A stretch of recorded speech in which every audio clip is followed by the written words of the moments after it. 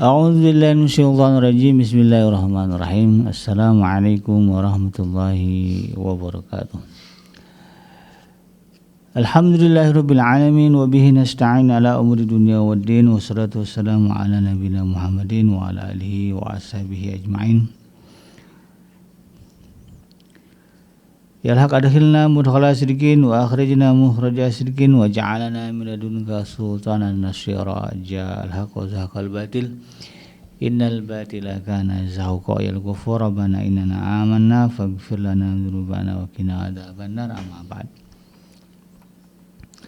Alhamdulillah, segala puji dan syukur adalah milik Allah. Kembali kita berjumpa di channel iDream TV dalam program Hikmah, himpunan kisah dan motivasi hidup, di mana insyaallah kita akan belajar dari berbagai hal dalam kehidupan kita, dalam rangka meningkatkan kualitas iman dan takwa kita kepada Allah Subhanahu wa taala, sehingga kemudian dari hari ke hari jiwa kita semakin baik, sehingga kita lahir atau tumbuh dan berkembang menjadi pribadi yang tangguh di dalam kehidupan ini, sehingga tidak gampang dilemahkan, tidak gampang digoda, tidak gampang dirayu untuk bersungguh-sungguh di jalan Allah Subhanahu wa taala.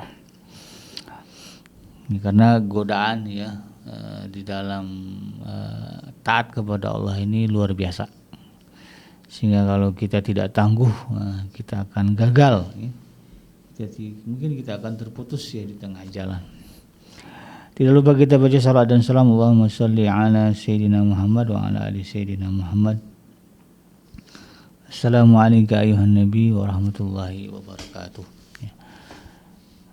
Semoga Allah terima salawat dan salam yang kita baca, dan dilimpah curahkan kepada para nabi, para rasul, wabil khusus Rasulullah Muhammad sallallahu alaihi wasallam.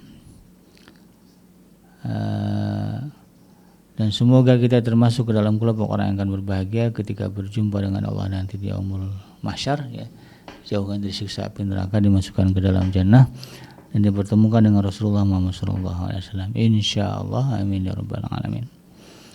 Sahabat Adrim yang dirahmati Allah dimanapun Anda berada,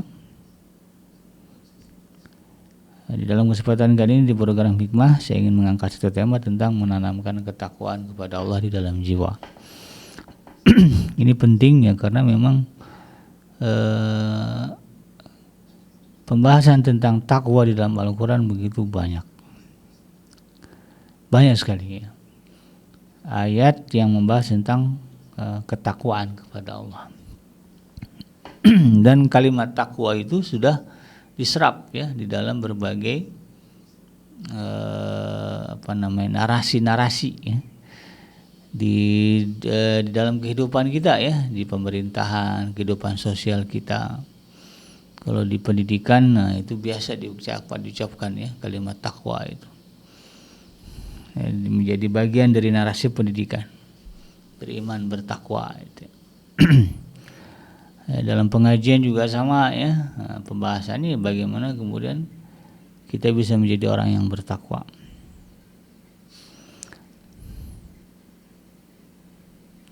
Dan karena itu kemudian kita harus paham yang dimaksud dengan takwa itu apa.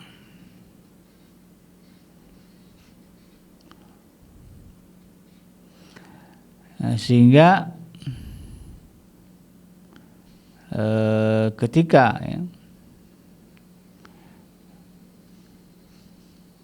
ketika kita menemukan perintah di dalam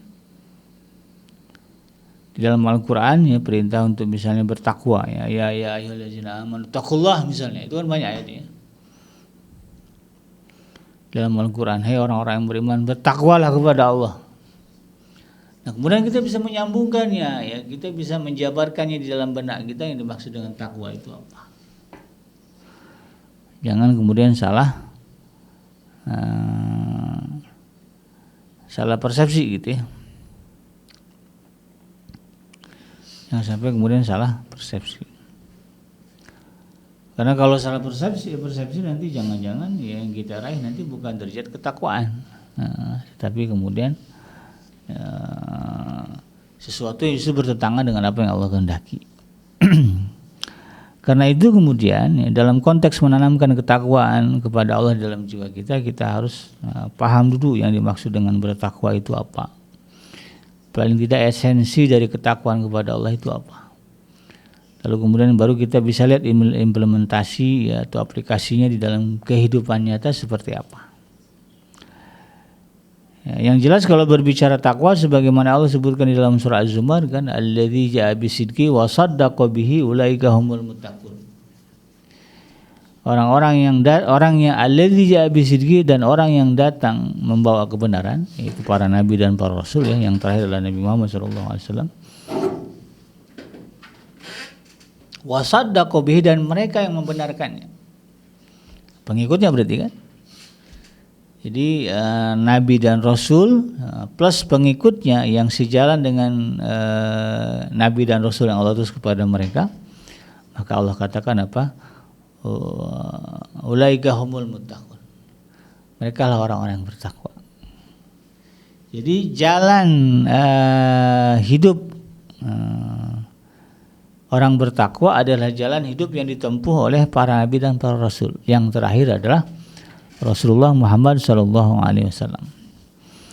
Dari kalimat surah Az-Zumar tersebut ya, alladzi ja'a bisidqi wa saddaqa bihi ulaika humul muttaqun, bahwa bisa dipahami bahwa yang namanya bertakwa itu ya, bagaimana upaya kita membenarkan apa yang dibawa oleh Rasulullah sallallahu alaihi wasallam. Apa yang dibawa oleh Rasulullah ya Al-Qur'an. Maka bisa dimaknai apa yang namanya takwa itu adalah menjalankan sepenuhnya apa yang disebutkan di dalam Al-Qur'an. Ya, Al-Qur'an itu isinya dua ya. Yang umum ya, perintah dan larangan. Baik itu narasinya seperti sejarah gitu kan.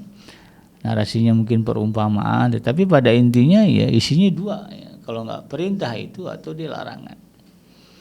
Allah sebutkan Fir'aun, ya berarti kan ada larangan di situ, jangan sampai kita membiarkan jiwa kita menjelma menjadi Fir'aun. Ya. Kalau cerita Qarun misalnya kan, ya, maka ya, di dalam cerita itu ada larangan tersirat apa? Jangan sampai kita membiarkan jiwa ini ya, menjadi tamak dan rakus ya, sebagaimana tamak dan rakusnya Qarun. Nah, sehingga kemudian Allah benamkan dia dengan hartanya. Walaupun itu kan narasinya cerita gitu kan. Nah, tapi bicara ketakwaan ya dua itu ya. Bagaimana kita kemudian memenuhi perintah Allah dan memenuhi juga larangan Allah Subhanahu wa taala. Sehingga kemudian para khatib ya mendefinisikan takwa itu ya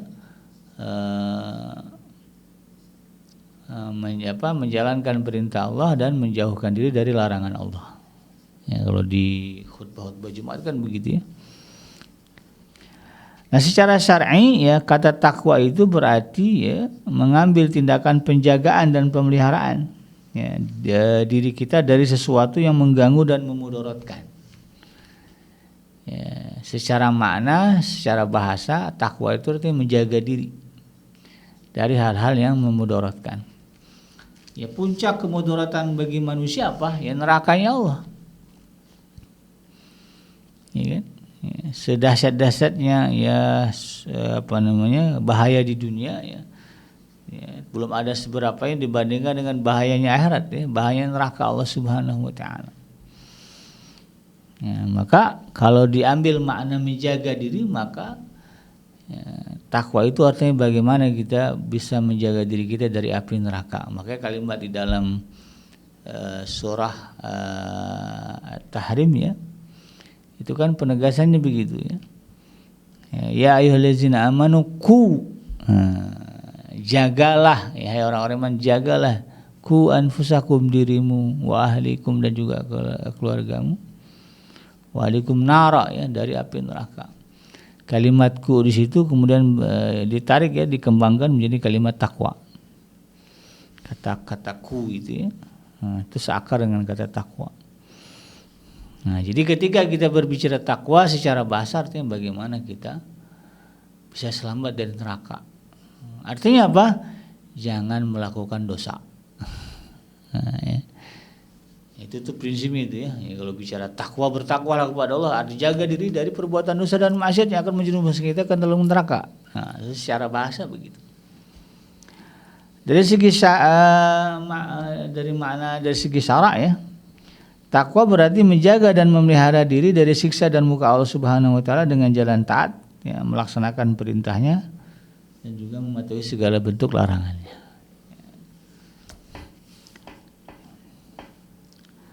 Nah, dalam satu hadis yang diriwayatkan oleh Imam Tirmidzi dan Ibnu Majah, ya, Rasulullah mengatakan seorang hamba tidak dapat mencapai derajat takwa sehingga meninggalkan apa yang tidak berdosa semata-mata karena khawatir terjerumus ke dalam dosa. Jadi saking tingginya ya menjaga diri ya, menjaga diri gitu kan, sampai hal-hal yang dia rasa ini sebetulnya ini bukan dosa tapi bisa menjerumuskan dia ke dalam dosa, dia tinggalin tuh. Ya sebetulnya nggak apa-apa ngobrol sama lawan jenis. Ya kalau dalam konteks ya tidak ada larangan itu tidak ada yang dilanggar gitu kan, misalnya ya ada mahramnya atau juga mungkin tidak berdua-duaan ya, tapi ada orang lain di tempat terbuka. Kan nggak ada masalah itu ya. Dari segi syariat tidak mendatangkan dosa. Tapi bagi orang yang level penjagaan dirinya tinggi ya, itu pun dia hindari. Ya, kalau merujuk ke dalam hadis ya begitu gitu. Kalau udah sampai ke situ maka kata hadis ini kan bahwa ya orang itu sampai kepada derajat takwa. Makanya di dalam surah Ar-Rahman kan disebutkan yang disebut dengan hamba Allah yang Maha Pemurah itu wa anil lagwi mu'ridun. Ya, mereka itu meninggalkan hal-hal yang dianggap bagi diri mereka itu sia-sia. Sia-sia dalam artian tidak akan menjadi wasilah untuk mendekatkan diri kepada Allah, bahkan bisa jadi ya itu adalah perbuatan yang kemudian bisa menjerumuskannya ke dalam dosa gitu. Itu tadi ya hal-hal yang dianggap ya ini nggak ada gunanya juga itu kan kalau dikerjakan, nggak ada impak untuk meningkatkan derajat diri kita di hadapan Allah. Ngapain dikerjain itu kan, walaupun itu boleh mubah tidak masalah ya. Nonton bola ya jam 1, jam 2, jam 3 malam ya. Sementara ada tawaran satu sisi tahajud gitu kan ya, tahulah dia lah yang mana kira-kira yang penting bagi dia. Bukan saya ngelarang nonton bola ya, tapi ya derajat ya, ketakwaan itu ya seperti itu. Abu Darda pernah mengatakan seseorang dikatakan takwa dengan sempurna jika orang tersebut telah menjaga diri dari perbuatan dosa walaupun sebesar biji sawi. Bahkan ya, bersedia meninggalkan subhat ya, subhat itu sesuatu yang samar antara benar dan salah, antara halal dan haram ya, atau kehalalannya diragukan. Nah, dia tinggalkan itu karena takut tergelincir kepada yang haram ya. Maka dengan demikian terbentuklah ya benteng yang kokoh di antara dirinya dengan barang yang haram. Jadi ya, sampai seperti itu. Ya, jangankan yang haram ya, yang subhat saja. Kalau orang level ketakwaannya sudah tinggi, derajat ketakwaannya sudah sempurna ya sudah sampai, maka sesuatu yang samar ya antara haram dan halal ya, dia disebut haram nggak ada dalil tegasnya, disebut halal kok ada seperti ada keraguan itu, maka orang-orang yang level derajatnya tinggi dia akan tinggalkan itu. Kenapa? Karena takut nanti ternyata haram ya, pikirannya gitu aja. Kalau halal di sisi Allah, kalau ternyata di sisi Allah haram, wah rugi saya, repot saya. Nah, itu prinsip dia. Jadi nggak selonong boy ya, nggak selebeo ya, tapi dia lebih berhati-hati. Karena prinsip itu tadi menjaga. Namanya menjaga itu kan perlu kehati-hatiannya. Ibnul Mu'taz mengatakan meninggalkan semua dosa kecil dan dosa besar itulah takwa. Ya, dan berbuatlah seperti orang-orang berjalan di daerah atau kawasan yang penuh dengan duri. Nah, sehingga itu menyebabkan ya, kita waspada dari apa yang dilihat, apa yang kita lihat. Nah, jadi seperti orang yang berjalan di kawasan berduri, dan kita takut kena duri, ya kita hati-hati tuh, lihat kiri kanan, awas, jangan sampai terpijak, tersentuh ya duri-duri yang ada di jalanan. Sehingga prinsipnya orang yang bertakwa, kata Ibnul Mu'taz, jangan meremehkan dosa kecil, karena ingatlah gunung yang besar itu tersusun dari batu-batu yang kecil. Kan ada orang mikir, alah dosa kecil, dosa kecil. Kalau itu kan jadi gede juga. Nah, kalau orang yang bertakwa itu nggak mikir dosa ini kecil apa besar. Jangankan yang besar ya, yang dianggap kecil oleh manusia itu bukan dianggap remeh sama dia, ya. Nggak dianggap sepele.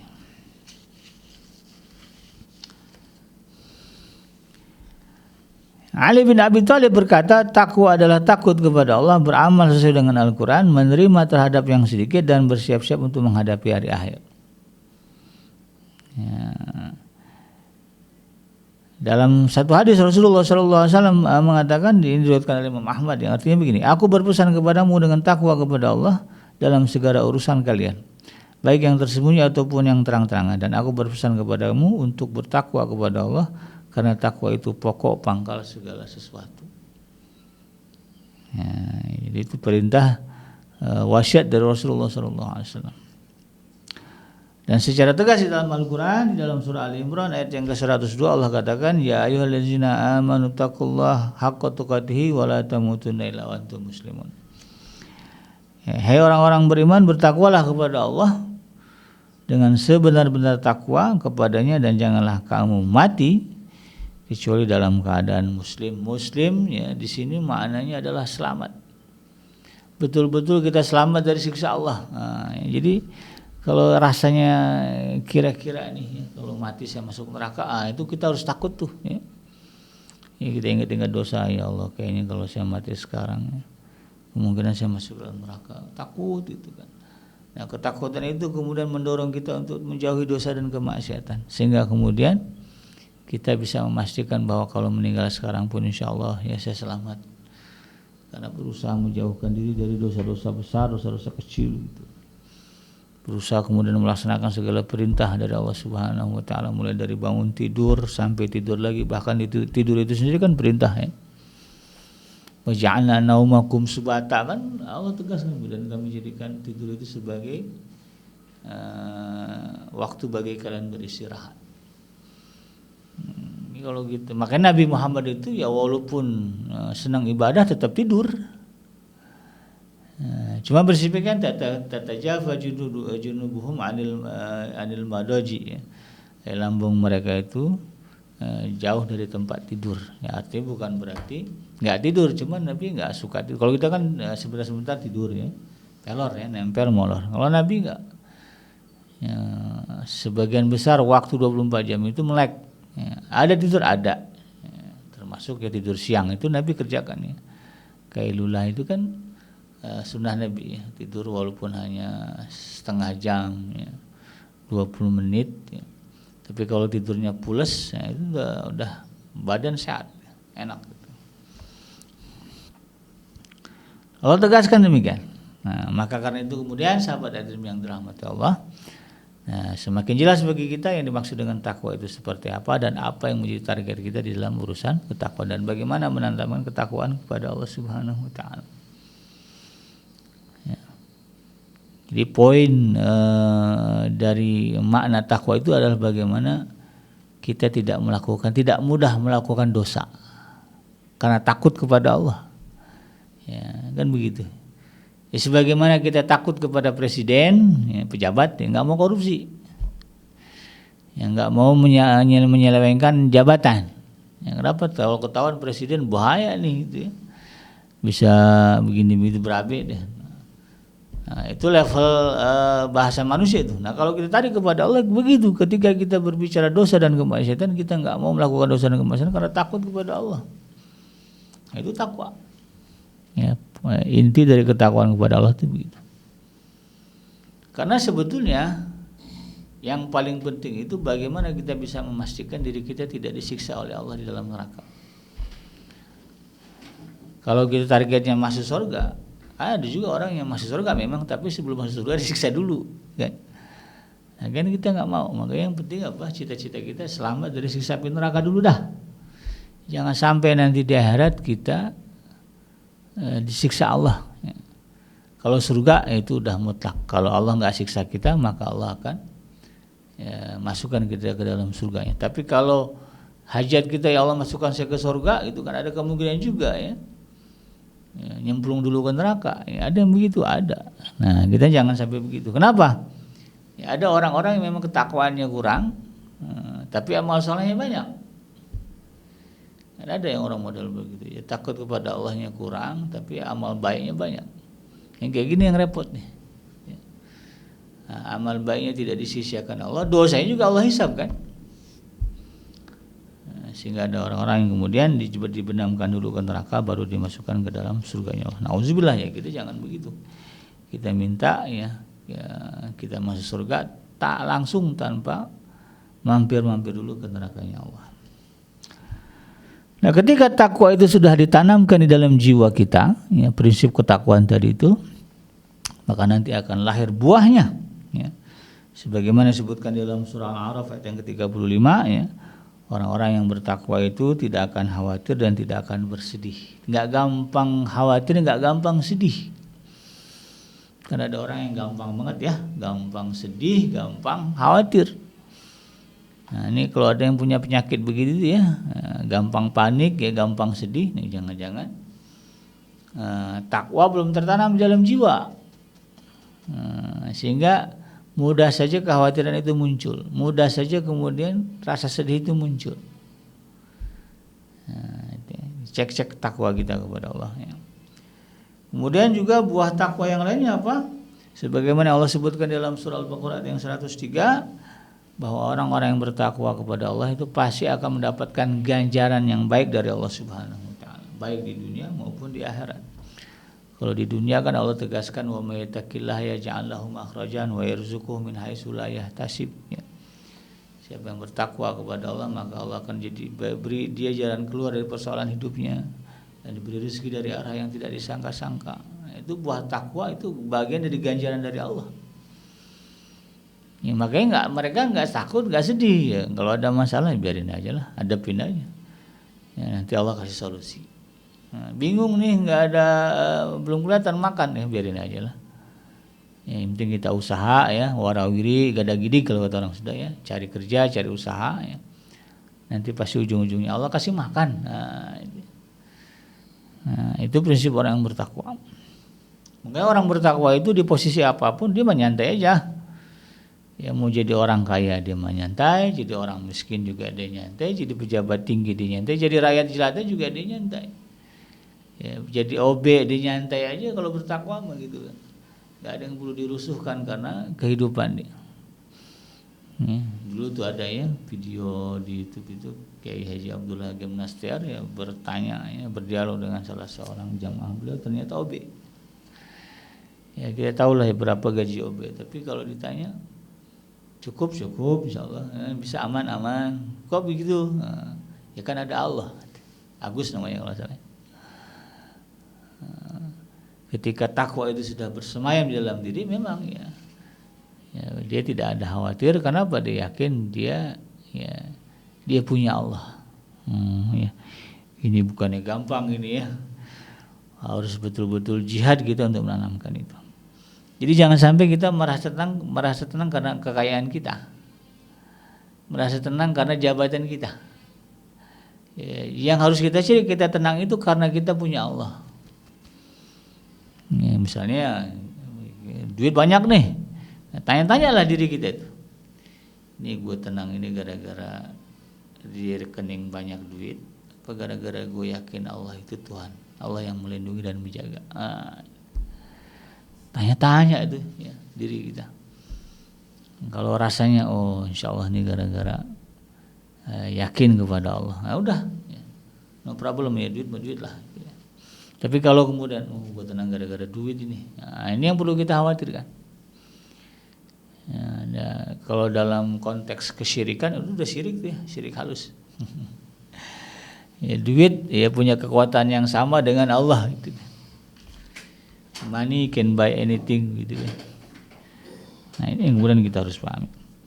Lalu buah ketakwaan yang lainnya adalah sebagaimana Allah sebutkan di dalam surah Al-Anfal ayat yang ke-29, bahwa orang-orang bertakwa itu akan Allah beri dia furqan. Ya, furqan itu apa? Kemampuan membedakan antara yang benar dan yang batil. Ya, dipojokkan dia ke dalam posisi yang membingungkan, ini salah apa benar?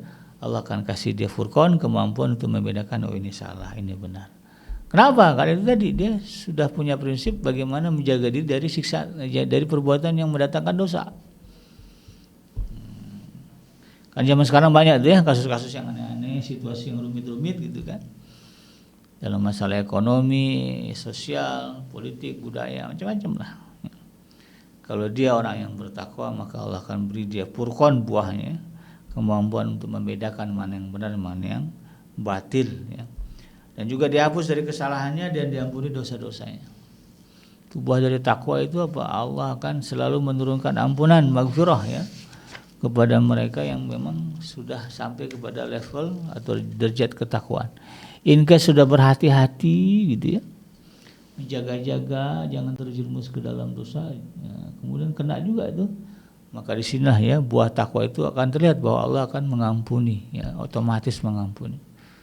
Karena Allah tahu, ya Allah maafum kayak kita lah ya, ini anak kita ini berusaha untuk mengamalkan, mentaati, mematuhi kita, tetapi kemudian ada juga terjadi kesalahan, ya kita maafum lah. Yang kita lihat bukan kesalahan dia, tapi effort dia menaati kita itu. Nah, Allah juga begitu, ketika Allah ya tahu kita adalah orang yang bertakwa dalam makna berusaha menjauhkan diri dari segala bentuk kemaksiatan dan dosa, lalu kemudian terjerumus juga kita ya kecipratan juga lah gitu ya, dosa mungkin karena dari pergaulan ya, dari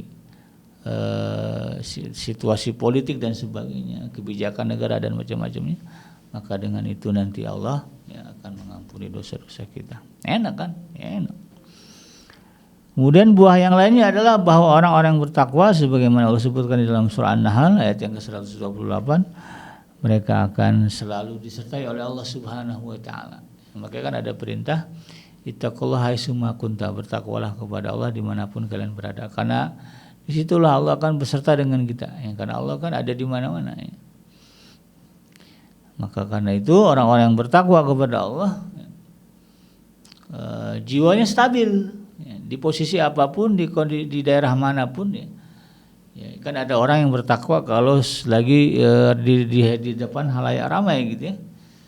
Tapi kalau lagi sendiri, nah takwanya luntur. Tapi kalau orang yang betul-betul bertakwa kepada Allah, mau rame-rame, mau sendiri, mau ada yang ngeliput, mau nggak ada yang ngeliput, ketakwaan mah nggak ada masalah, ibadah mah rajin. Yang maksiat dicegah gitu kan, walaupun orang nggak ada yang tahu, walaupun nggak ada yang ngeliput, ya, dia tetap menjaga diri dari kemaksiatan kepada Allah. Kenapa? Karena dia sadar bahwa Allah selalu bersama dengan dia. Ya, buah yang lainnya dari ketakwaan apa? Ya, sebagaimana disebutkan dalam surah At-Talaq ya, ayat yang kedua dan ketiga, bahwa orang-orang yang bertakwa kepada Allah akan diberikan solusi dari permasalahan mereka ya, dan juga akan diberikan rezeki dari arah yang tidak disangka-sangka. Ya, kemudian buah takwa yang lainnya apa? Disebutkan dalam surah Al-A'raf ayat yang ke-96 ya, bahwa Allah menjanjikan membuka keberkahan ya, pintu-pintu keberkahan dari langit dan bumi.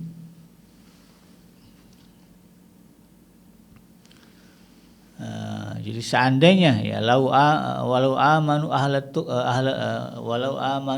qura wattaqau lafatahna alaihim barakatim minas samai wal ardh.